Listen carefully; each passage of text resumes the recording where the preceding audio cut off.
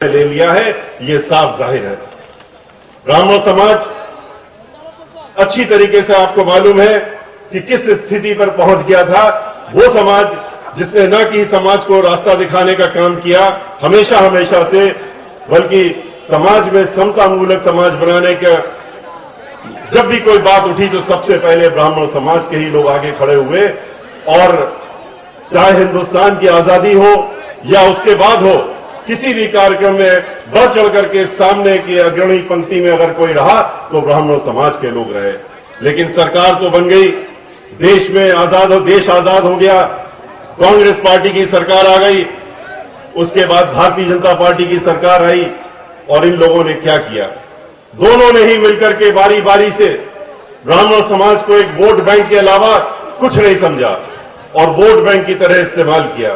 और vote bank का इस्तेमाल करने के बाद आपको चौराहों पर छोड़ने का काम किया। भारतीय जनता पार्टी ने तो भगवान राम के नाम पे आपको ठगने का काम किया। और जो पार्टी भगवान राम की ही नहीं हुई तो वो आपकी कहां से हो सकती है? ये तो आपको खुद ही इस बात को ज्ञान होना चाहिए। इन पार्टियों ने स्थिति उत्तर प्रदेश में ऐसी पहुंचा दी थी कि जहां पर ब्राह्मण समाज शून्य की तरफ पहुंच गया था।